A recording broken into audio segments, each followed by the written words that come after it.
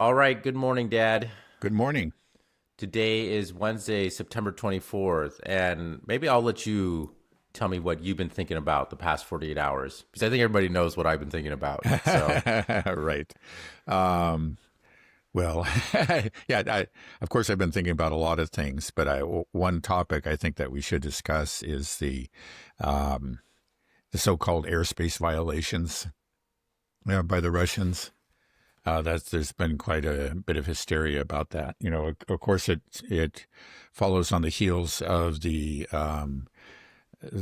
drone incursion. Again, the 19 drones that entered Polish airspace and traveled quite far into Poland. Of course, I think it's likely, for the reasons we discussed, we don't have to go back into the just details. do a That quick was a false. recap, maybe. Okay, yeah, 19 drones. Okay, now these were all decoy drones. They did not actually carry any warheads. None of them exploded. None of them did any damage.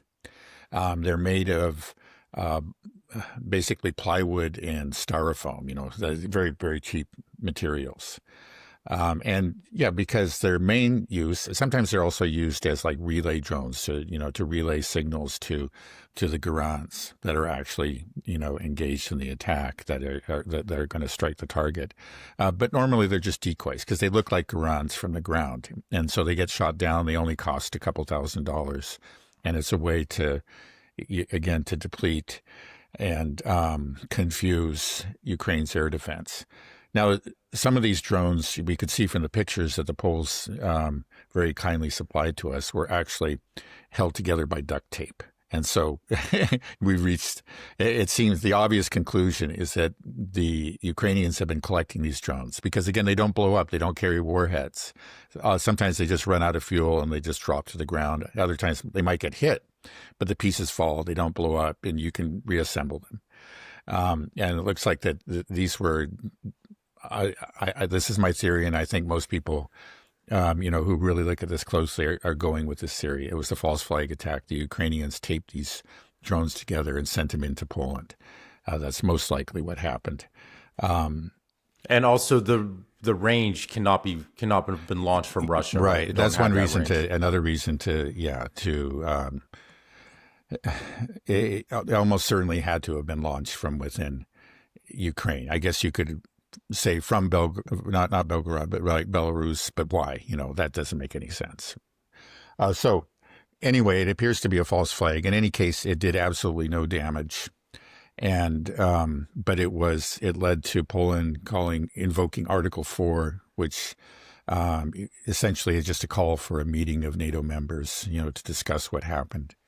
And then shortly thereafter, we had these claimed airspace violations over Estonia.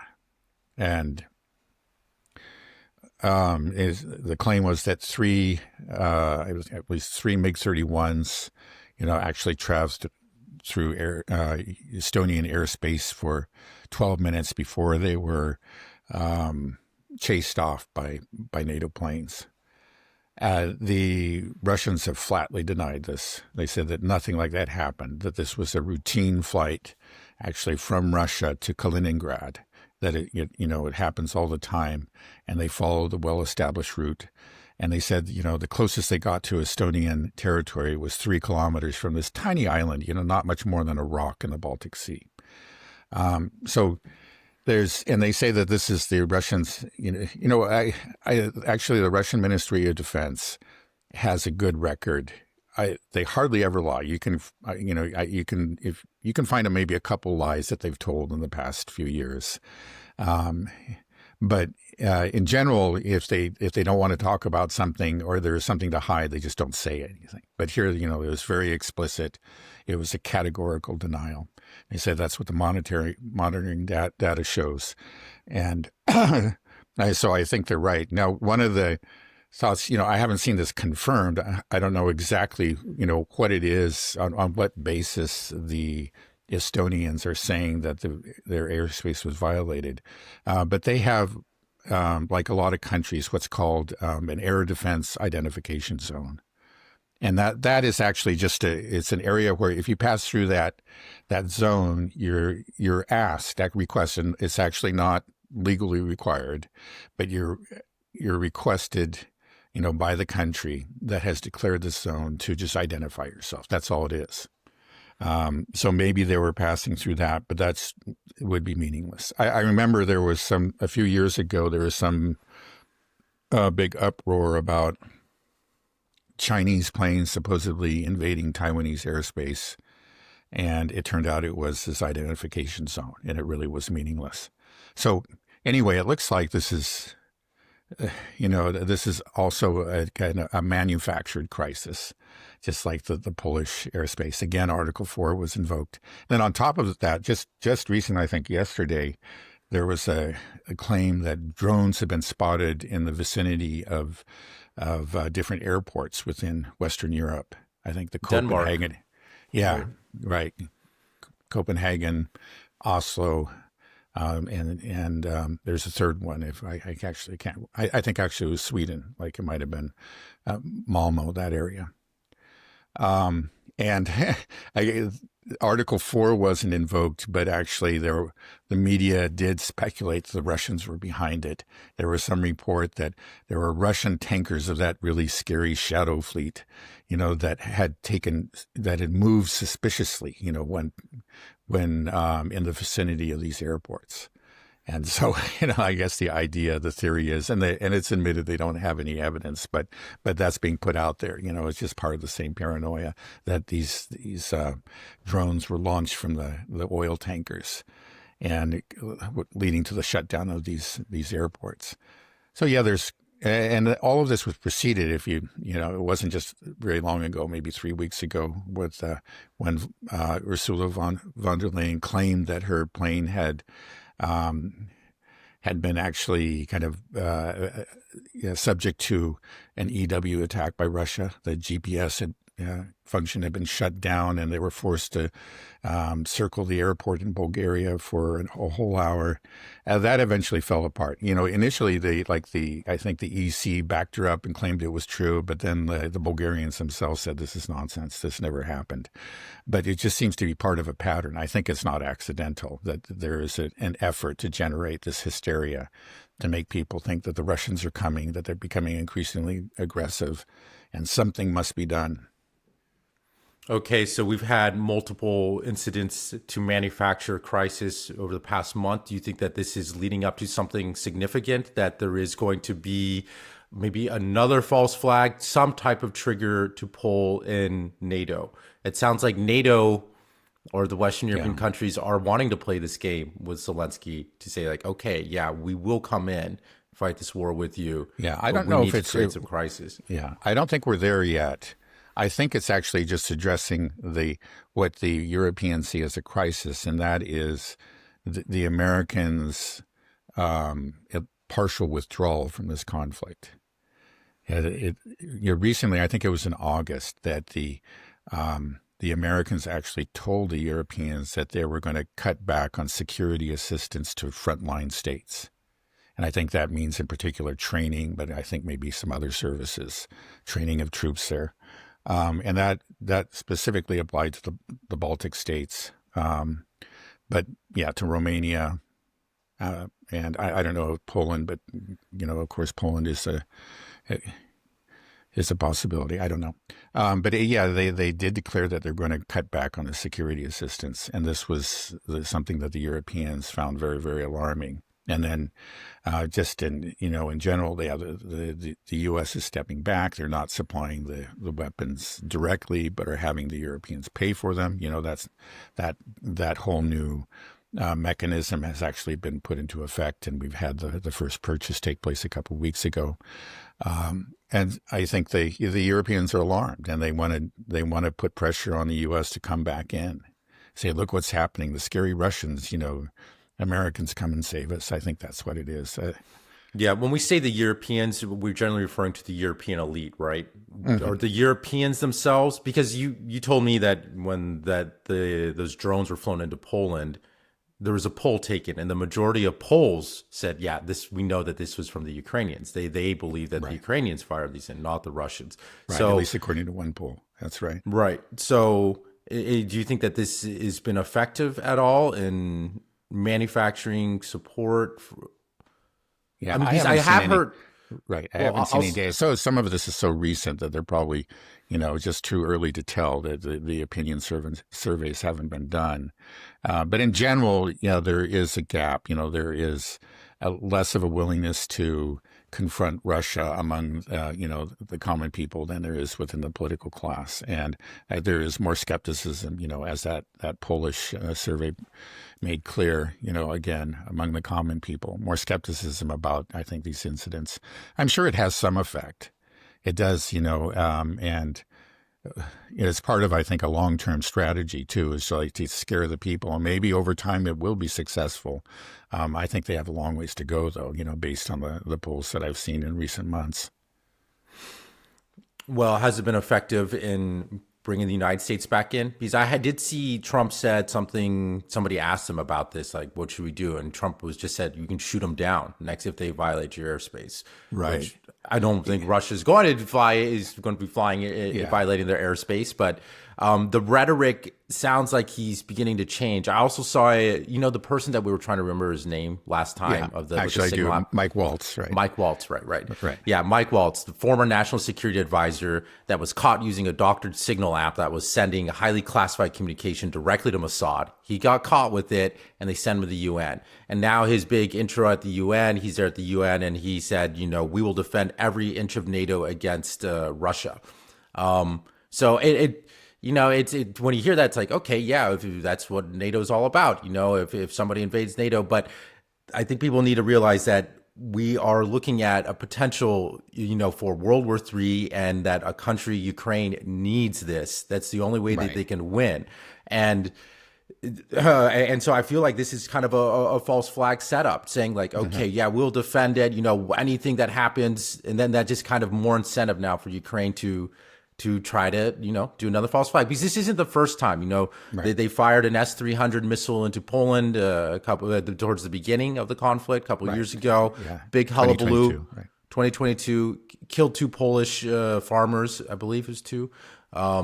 And immediately they blame Russia. Same thing with these drones that got one in, immediately blame Russia, no evidence. So it's like there's a pattern here. We need to understand, the objective of Ukraine. Do you think that that's what we're looking at, that this is kind of a setup to, I just feel like we're hurtling towards World War III. Yeah. Well, no, it's a very scary situation. And you're completely right that is basically Zelensky's strategy, start World War III. That's the only way, in his mind, that he can actually save Ukraine and save himself. I think he has enough of a grip on reality to know that the situation at the front line is grim, and they're losing, and that something has to change.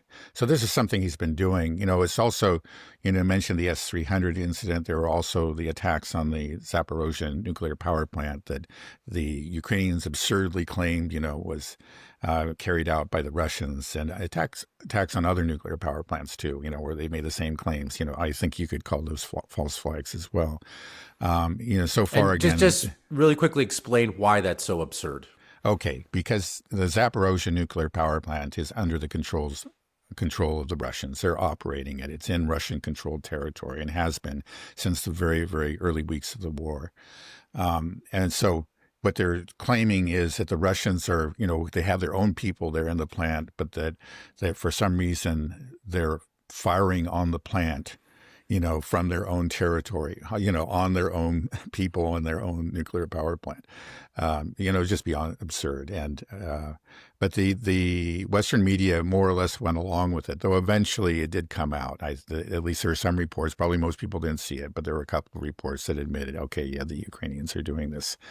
But that doesn't stop. Those occasional reports that we see and notice often don't really have an impact on the narrative. So they, as part of this general campaign to portray the Russians as reckless, and I think that Zelensky, sees that these, he's probably very pleased by the results of his most recent false flag, and he's going to be encouraged to try other ones. Now, so far, NATO has been very resistant, and I think the Americans in particular, to actually invoking Article 5 and going to war with Russia. I think that's there's still a great deal of resistance to that. So I don't see that happening in the immediate future. Again, I think but it could have the effect of, bringing the Americans back in. They have reduced their involvement. They're still heavily involved. Let's not pretend otherwise. With the intelligence sharing, they're critical to this whole thing. Again, we know this is a proxy war. You could say it's even more than a proxy war. In some cases, it's almost a direct war on Russia, and that the Americans and NATO are waging. But they have reduced their involvement somewhat, and that's what the Europeans are finding so alarming, and they're trying to reverse that, trying to bring the U.S. fully back in, make them fully involved again. I think that's what we're looking at. That's the real danger at this point. But down the road, especially as they say, if the Russian advance starts to really accelerates in a way that just can't be denied. They have made very significant gains and are on the verge of making more significant gains on the front line this year. For reasons that I given earlier, clearly they do better from year to year to year. Every year the Russians get stronger, the Ukrainians are weaker, and you can see it in the results on the battlefield. But it doesn't. You don't see a whole lot on the map. Again, Ukraine's a very big country, and so you can manufacture all these stories. Huge Russian casualties. Brave Ukrainians holding them off, and all they need, a Russian economy on the verge of collapse, et cetera, et cetera. You still hear this. We've heard this throughout the war, right?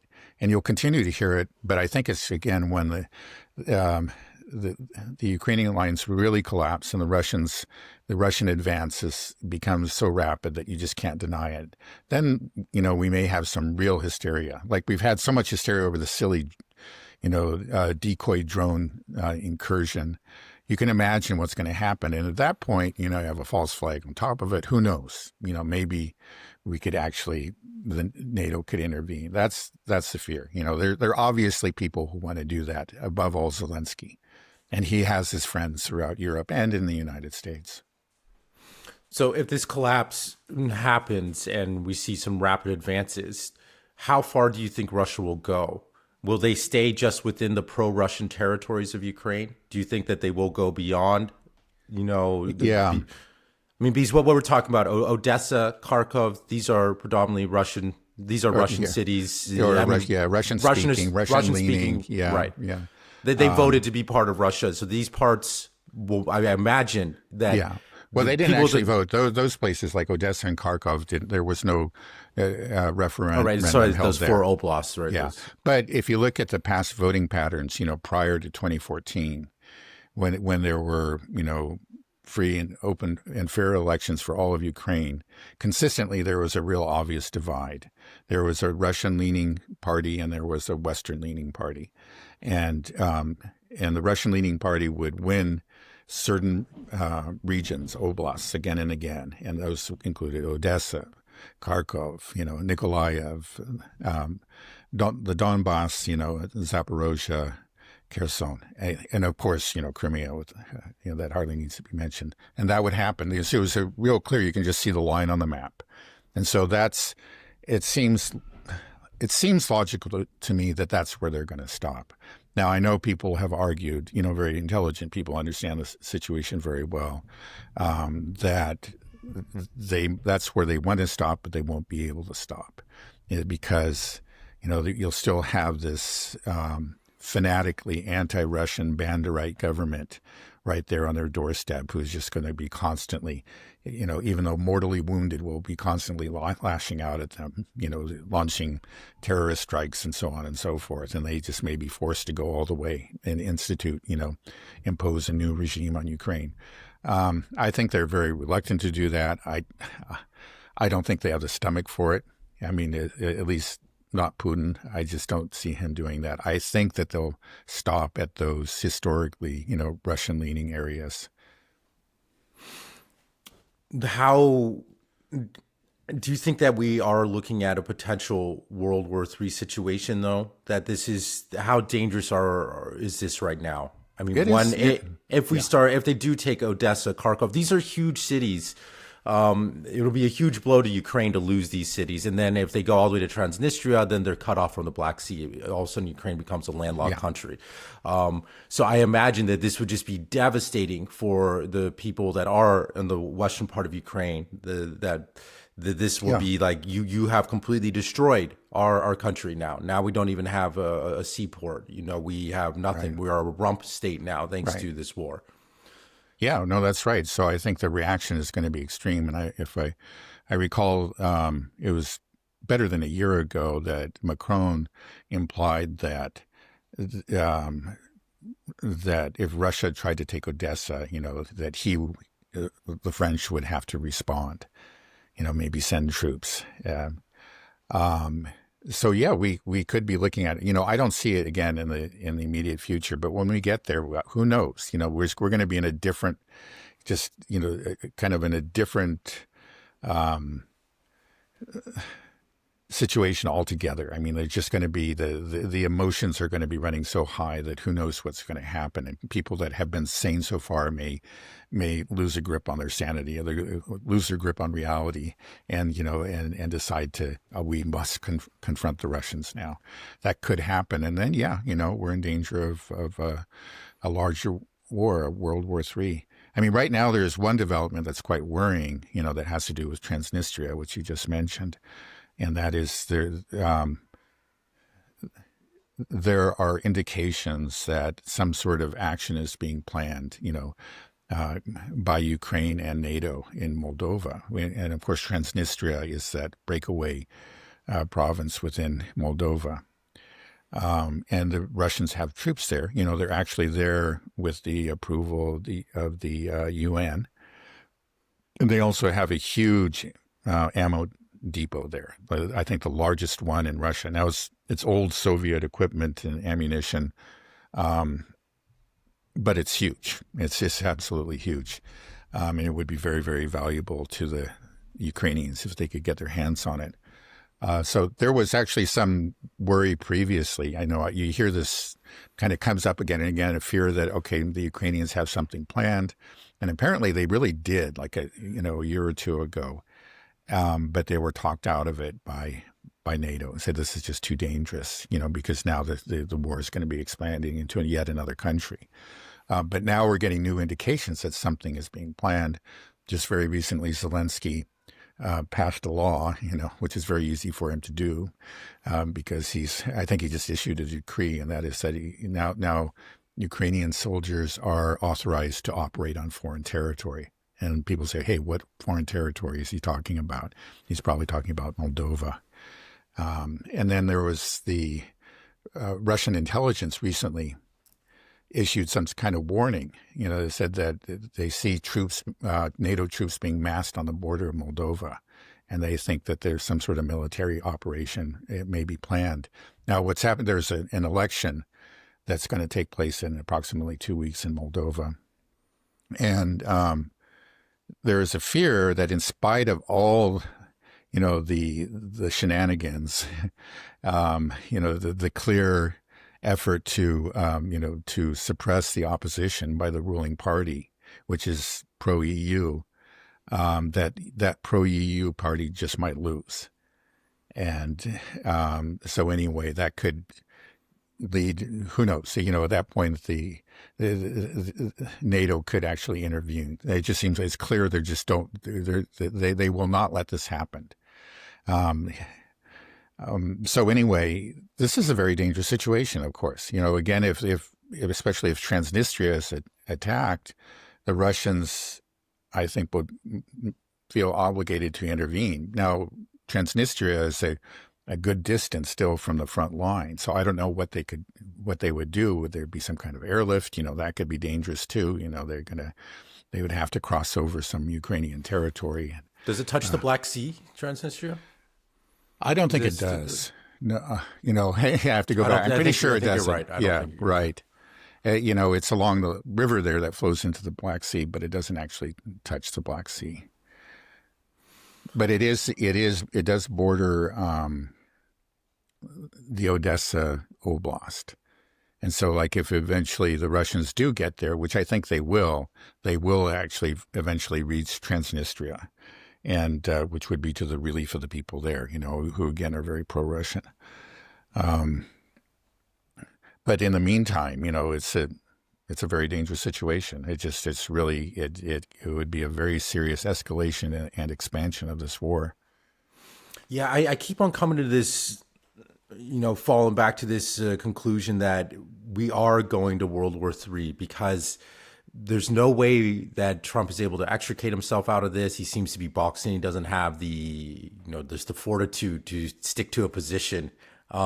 So it just seems like we are just meandering, and it sounds like we're getting closer and closer to it. It sounds like, he's always waffling on his position with Ukraine, but it doesn't seem like, I feel like he thinks it's just such a mess that we're just going to push the button and just say, let's do it. Are you thinking that as well, that this is where we're headed? Yeah, well, I think he does want to get out. And, again, I know that, like, in the UN, he seemed to do a 180, which he does like every couple of months on all kinds of issues, but a 180 on Ukraine. And he even talked about, he expressed his confidence that the Ukrainians could take back all the territory and even go farther, invade pre-2014 Russia, which is just quite an extraordinary statement. He's sounding like one of the crazy Baltic countries now, or one of their leaders.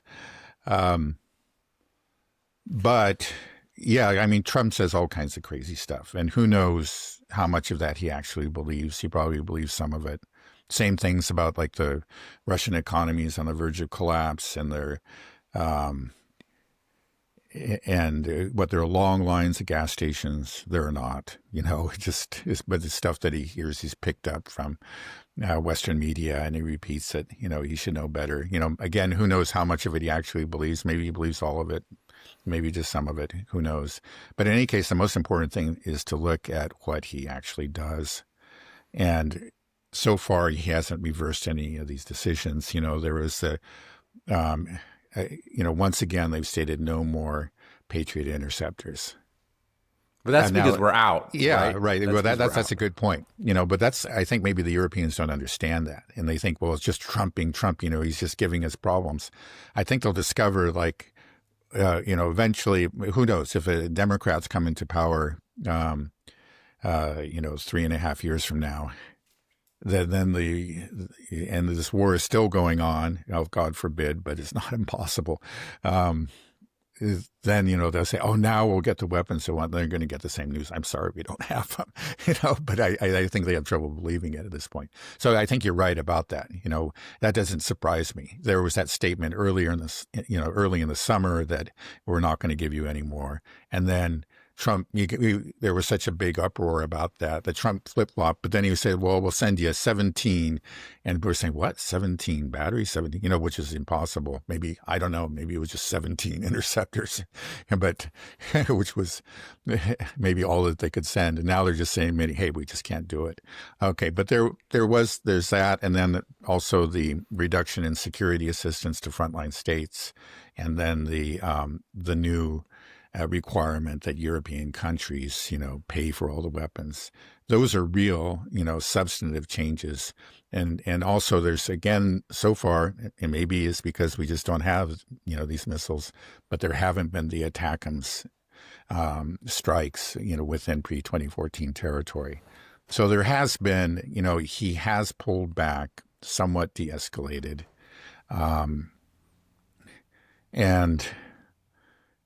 So I think that, I try not to pay too much attention to what he says. I don't know if it really meant anything. Maybe it did. Maybe it does indicate a real change in policy. But let's wait and see if any of these actual policy decisions are reversed. Yeah, I think with Trump, you just kind of have to zoom out and kind of look at his general trajectory. And I just feel like the general trajectory is that, okay, he's changing his posture and being more and more hostile. And I find it also kind of interesting that Mike Waltz, who we were talking about in the last episode, we basically said that he's an Israeli agent. He's connected directly to Netanyahu. He's basically working for Mossad, essentially, and he got caught, committing treason sending intelligence directly to Israel, and then he instead as the national security advisor, and then he gets relegated to the UN.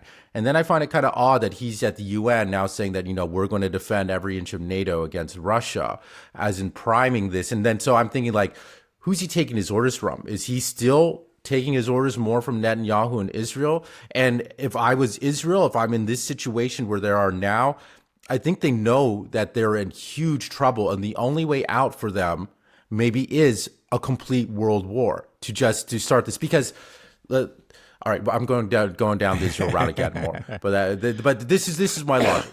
Okay, so I feel like the dam has truly broken when it comes to Israel. People are onto Israel. People are noticing. People understand, and then that there's just too much evidence out there, right? I mean, anybody that has half a brain that's being rational, honest with themselves, cannot justify what Israel is doing. It's just abhorrent what they're doing to the Palestinians. Well, yeah, sometimes you have to have half a heart. I mean, there's some very intelligent people who know what's going on, but they just don't care.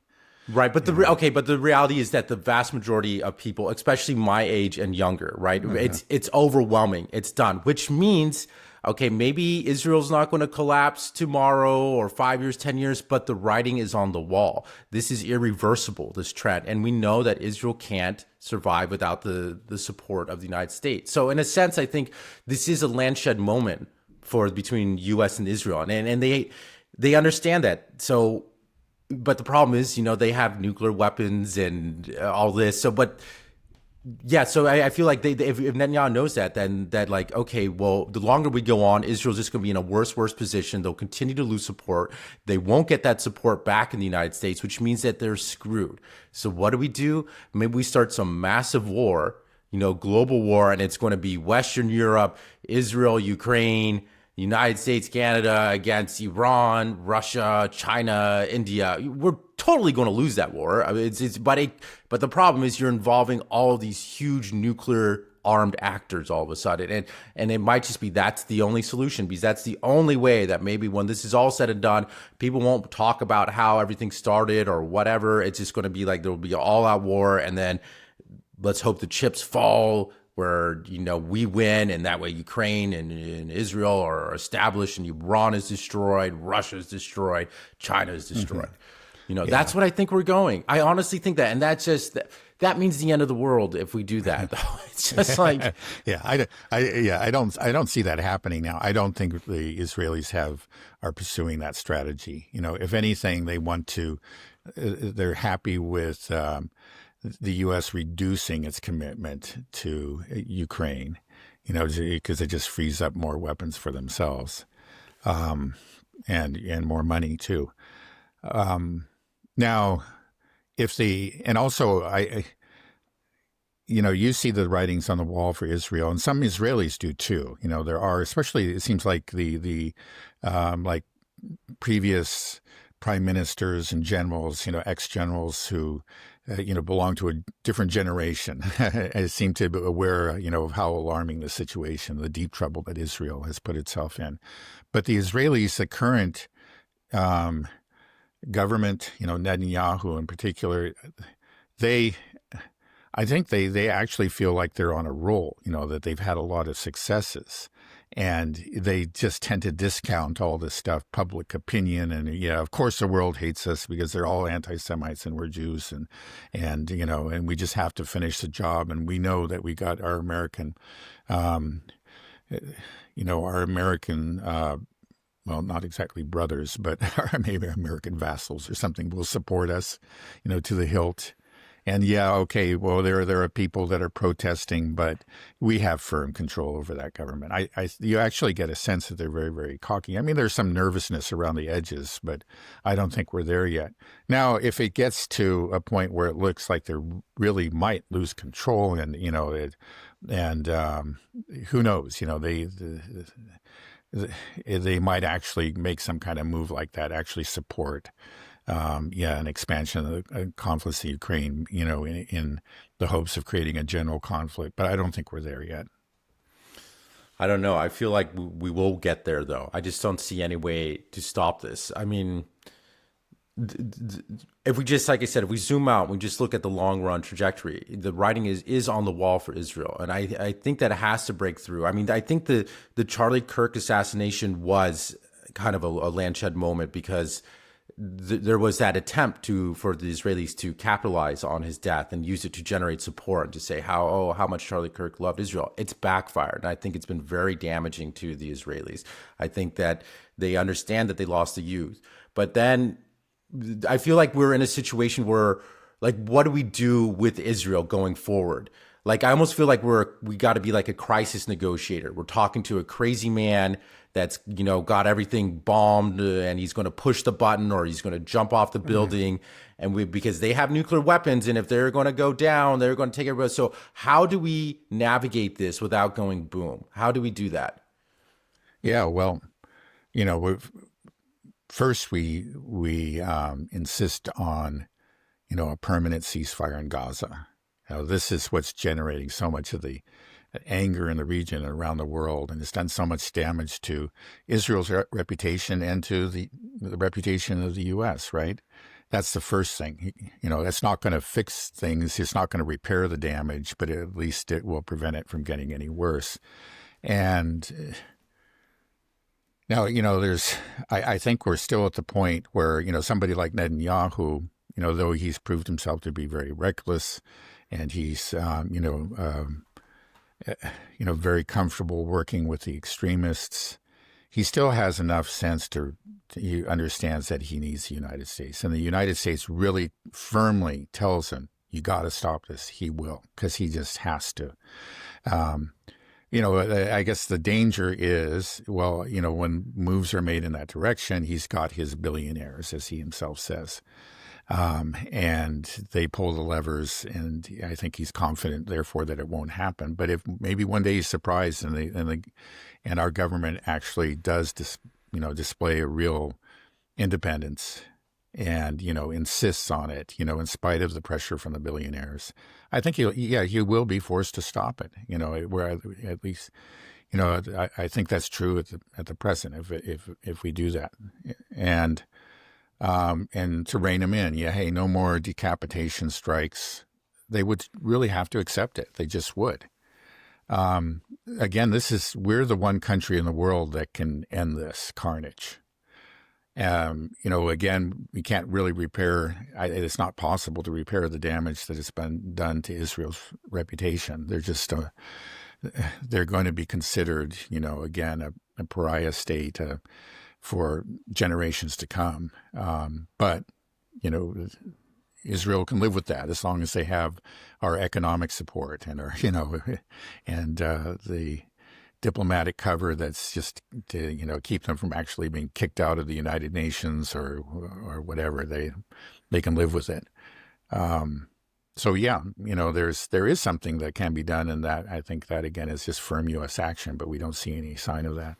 Right, and I don't think we can hope for any of that with this current administration. I mean, you see how Trump is talking about this when people bring up the genocide. He's like, "Oh, you're talking about the October 7th genocide?" Like, "Oh yeah, that was horrible." Like he's saying that, yeah, that was a genocide. They were trying to It's like, what are you talking about? It's just so absurd. It just seems to be that he's completely in the pocket of Netanyahu. And maybe it's the Epstein stuff. I mean, he might be blackmailed. Whatever it is, I don't think we can hope for him to do that. I don't think he will push for a ceasefire. And we saw who is that woman, Ortega or something at the UN, the only one to vote against the ceasefire, that just to keep this carnage going. So I don't think it's going to happen, right? So what is there a possibility, should we hope for an impeachment? Like, can we get that? Like, can we get somebody in power that is not compromised by Israel? Like, it doesn't seem so. Not in the immediate future. Let's first look at what happens in the midterm elections. Will there really, again, AIPAC and its allies are going to go all out to keep I think there inevitably are going to be some pro-Palestinian candidates there, and there's a real fear, that like Mamdani, they could win, and they're going to do what they can. They'll throw a lot of money at it, which has unfortunately. It can be decisive. It usually is decisive in American politics. But, maybe that there's enough anger, out there, and there's enough people woken up that there will be a real change, and that's not going to change. We're going to maybe a shift in representation within the Congress. That's good. That's encouraging, but still, just in general, the establishment is just firmly Zionist, and that's just not going to happen. That change is not going to happen anytime soon, I'm afraid. So you're saying we just have to wait like another year, and our best hope is that we'd have some real change in the elections? Yeah, well, again, that would be just, what I'm saying is that even if things actually turn out pretty well for, let's say, the anti-Zionist forces in this country, it's still not going to mean the end of Zionist control. It's still the political class. Even if we do have some new, freshman congressmen that are, that are avowedly anti-Zionist. Okay, that's good. That's a big step in the right direction. I hope it happens, but it won't be. It'll only be the beginning of the end. It won't be the end of Zionist control. Well, it sounds like we're screwed, Dad. Yeah. I mean, no, it looks really bad. I agree. I mean, in the Middle East, and there are, but I'm more hopeful when it comes to Europe, but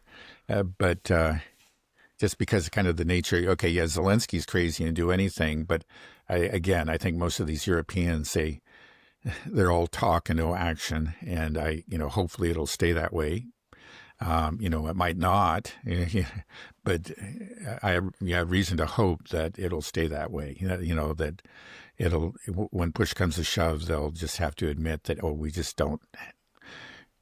we really can't counter the Russians, and we're just going to have to accept this. I think that may very well be the outcome there. So there's more reason to be hopeful. But the problem is when you go to Israel, you have these real fanatics that are in charge, whose power is increasing within Israel, and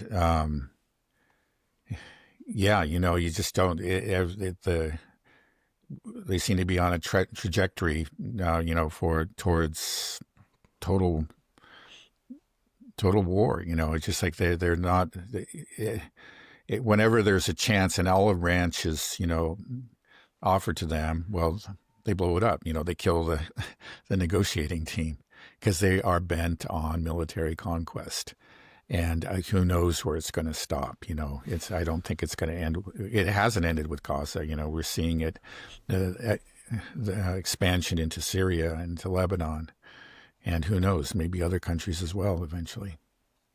Yeah, I just, there is this, this theory that Mossad as well as the Ukrainian intelligence work together. We saw the Operation Spiderweb was very similar to the attack that Israel carried out on Iran with these drones hidden. So I just feel, and we know that out of like the prime ministers of Israel, like more than half of them are Ukrainian. There's a lot of Ukrainians that live in Israel, and Russians as well. So I feel like there's a stronger connection between Ukraine and Israel than I think people initially realize, because they don't understand that so many of these people come from Eastern Europe. I just feel like once they have their back against the wall, the only option is, if you don't start hurling nukes yourself, is to start a larger conflict. Get all these other people to start fighting these wars and fighting your enemies, and that's their modus operandi. Yeah. Well, I mean, again, they've shown themselves to be extremely reckless, and they just don't, to be a lawless nation. Again, that's only concerned about its own survival. If at some point they see that as a strategy that can guarantee their survival, yeah, I think they wouldn't hesitate to do it. I don't see how that works right now. I think at this point, again, they would just rather have the U.S. focused on them and less focused on Ukraine. Right. I just think there's a plan that's there that they have. There may be. Again, you're right to point out that there are those connections, and how. I don't know how much it influences the thinking or the strategy of the Israeli leadership, but there's a potential there. I'll just say that. Right. And yeah, it's just the tactics that Israel uses. Well, this is something actually I want to jump into a bit. I mean, I want to talk a bit about al-Jawlani. First of all, was al-Jawlani, Was he truly like a leader of al-Qaeda and ISIS? Yeah, he was. 100%. He was actually he was the head of the the Syrian branch of ISIS, and then ISIS, and then of Al Qaeda. So he was actually a leader, the Syrian leader for both of those outfits. Yeah, I guess it was HTS, and that's the al-Qaeda name for in Syria. Right. Right. And he was designated a terrorist. There was, a $10 million bounty that was put on his head and was only recently removed. You say, oh, now we have him in power. Let's. You can on Twitter, you can still see it circling around, still on the, I don't know if it's Homeland Security or whatever. They still have his bounty up there on the, it's quite extraordinary, but it's for those of us who are paying close attention, it's just not surprising. We knew what the Assad government was fighting there. So people are saying, okay, well, it's just so strange that al-Qaeda, these were the people that did 9/11, or so we're told. And now he's the head of Syria. And then just let me play you this clip. I'm sure you've probably seen it, but I think it's just unbelievable to me. And I just want to understand how we explain this. So this next one is about you personally. How are you holding up under all this pressure? Are you getting time to do some thinking? Are you getting enough sleep at night?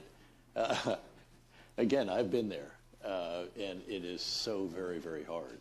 And your many fans, and I am one of them, we do have worries.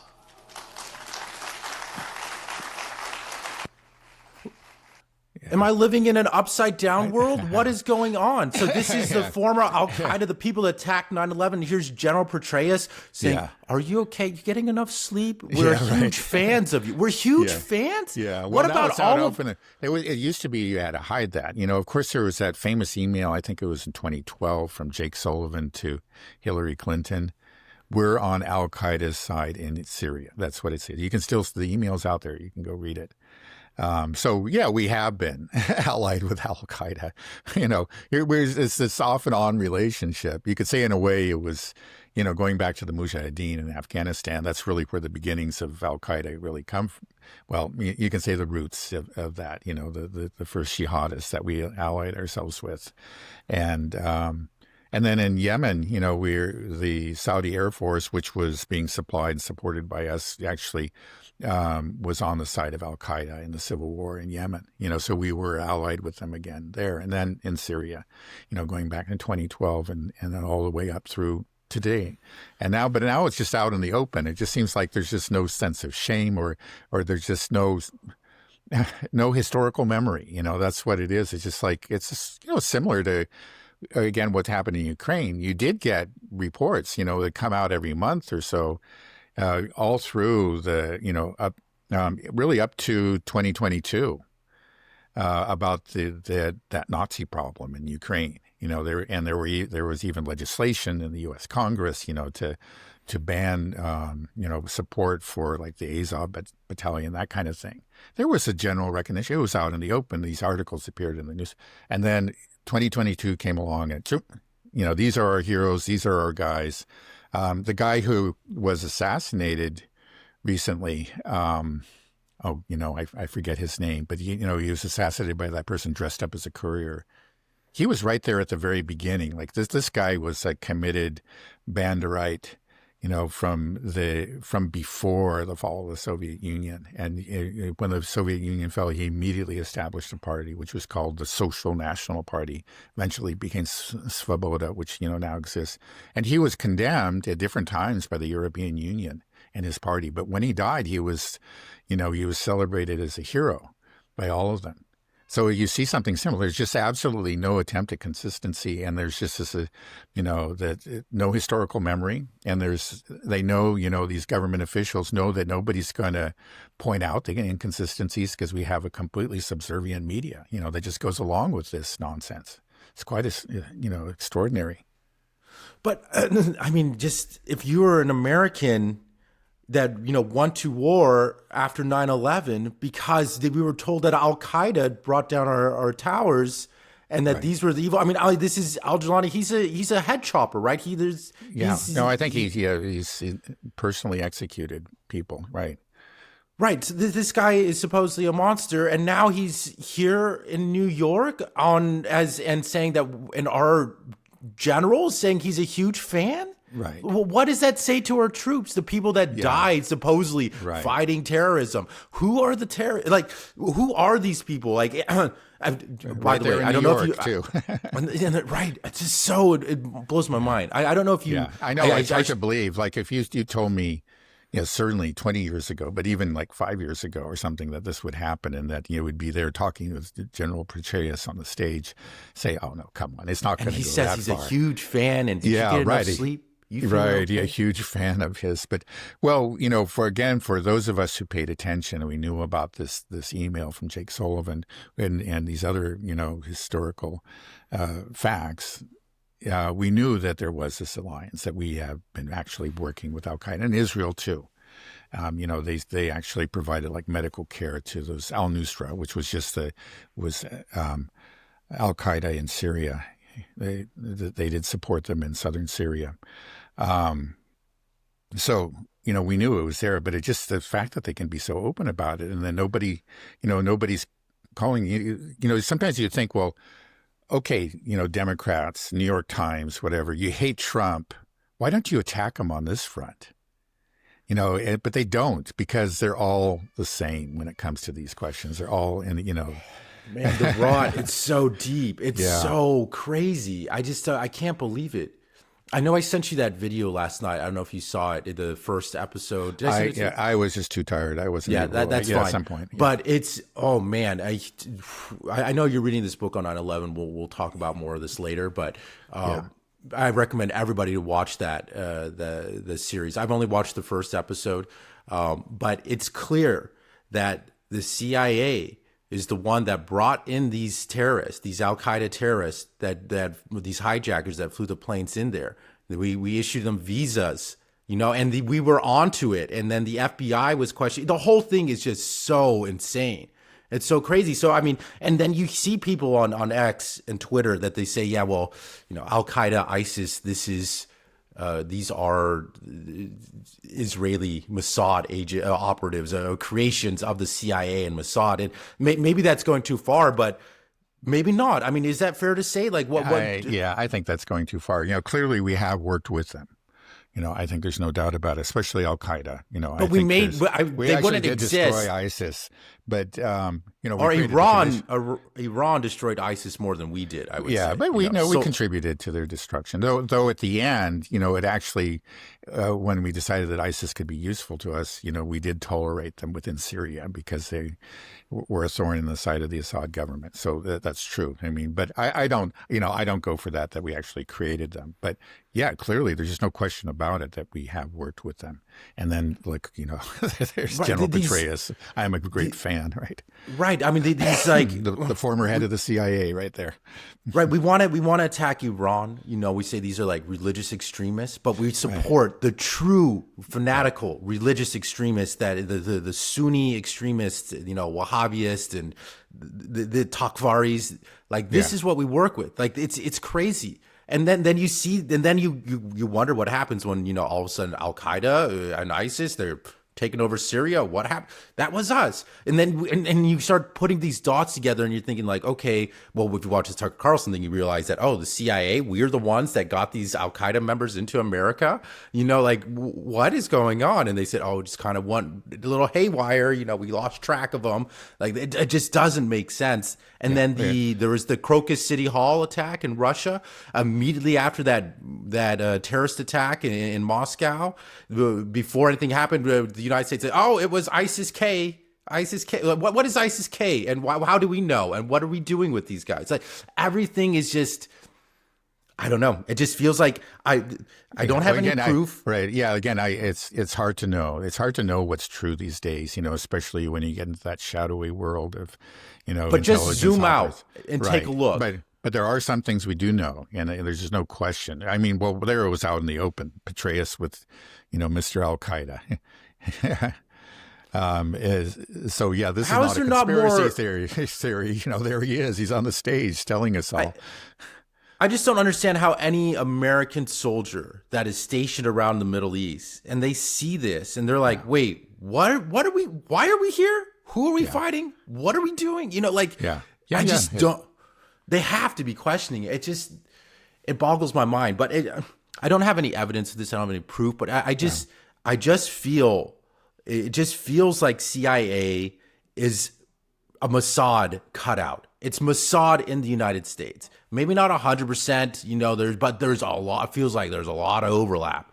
And they have all these black budgets. They can do whatever they want. If anybody questions them, they just happen to die or disappear. It's just like, JFK was wanting to say, well, I wanted to take the CIA and bash it up into a billion pieces and scatter it to the winds, right? Something like that.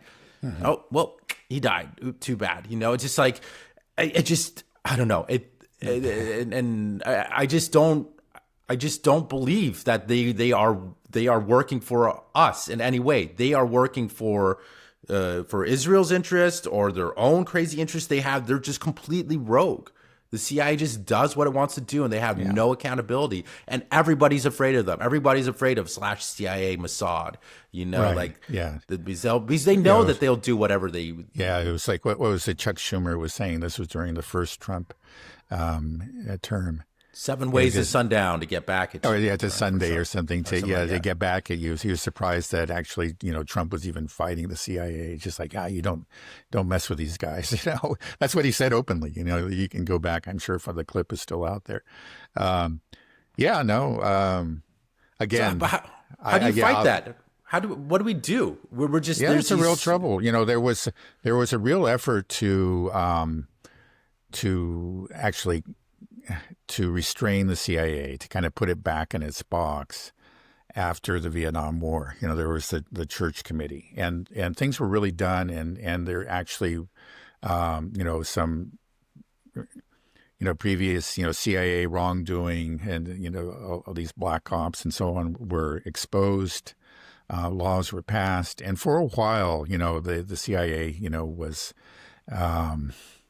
you could say was cautious and it had been cut down to size, but that didn't last very long. And it's certainly after 9/11, it's just like all the restraints were just completely removed, and now we have a huge. It's not just the CIA. There's just this massive security complex, which is of course very much integrated with the military-industrial complex, and it's huge, And we don't know what they're doing half the time, I think, including the president. It's probably especially true of President Trump, who just seems to get his news or his information from Fox News. That's the rumor. And, based on the things he says, it seems to be true. But I think it's probably true of other presidents, too. It's just like this monster they created is just so huge and powerful that it's not really controllable. So, it's a serious problem, How do you, put the genie back into the bottle? How do you close this Pandora's box that we've opened?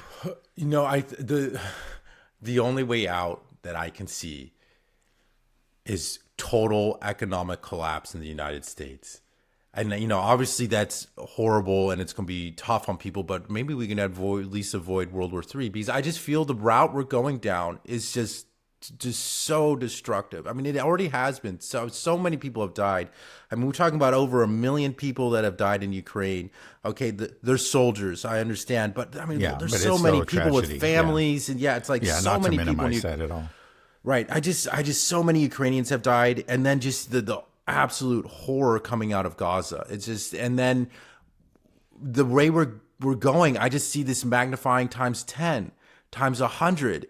And it's just, we have to stop that. We have to stop this killing, this bloodshed. But I don't see any way to do it. These off-ramps don't seem to be viable. Or it seems like our government is completely compromised. We don't have any, Trump doesn't have the backbone to do anything. So my only hope is also, I think, unfortunately, to a great extent. He's a Zionist. Yeah, he is. And just, you can talk about Epstein now, and it maybe is a factor. I admit that, but he did an awful lot for the Zionists during his first term. When the Epstein was not a factor. But he probably knew. I mean, it's always in the back of your mind, right? I mean, again, you just look at the people around him, and I think recently he did say which I think was a perfectly true statement, that he's been a Zionist all his life. Yeah, well, just like Joe Biden was. There's very little difference between them when it comes to that.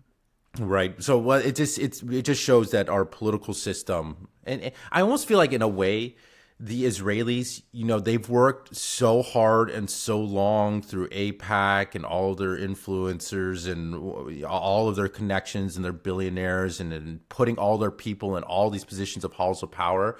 I feel like they almost feel like they own America, that it's their right to do this, that it's like, hey, we've spent so much time, and then they're justifying it in their mind, like, there's all these great things we did too as well, and you're just, and now we created America. America is what it is because of us, and so we have the right to do it. I almost feel like that's their mentality, but I feel like the only way out of it, if they do have all these levers of power, they have all these people all through our government that can just, do everything for the interest of Israel instead of the United States, then the only way that maybe we can get out of this is if we have a complete economic collapse. So then all of a sudden, like, oh, sorry, the factory, everything's shut down. You're not getting any more equipment.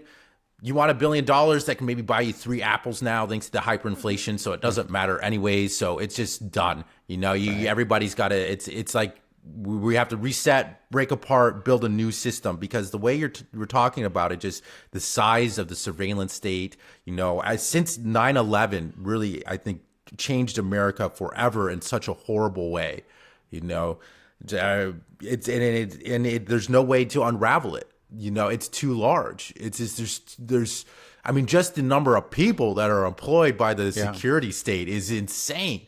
And so you just have, and then there's just that everybody's just connected to it, So the only way to get rid of it, I think, is just complete financial collapse, and so China, if you're listening to this, dump all of our debt, tank the dollar, just do it. I know it's tough, but I just don't want us to go boom. And I just feel like that's the way we're going. We're going to, we think it's bad now.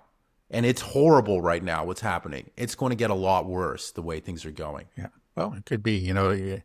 I was just thinking that there's a real downside to success. You could say that in a way the U.S. is a victim of its own success. You go back to the 60s, that at that point, we're really on a pinnacle of prosperity and power. The downside to that is that it creates this motivation. It incentivizes all the countries of the world, who are outside of the Soviet bloc, that were not part of that alliance, to get whatever,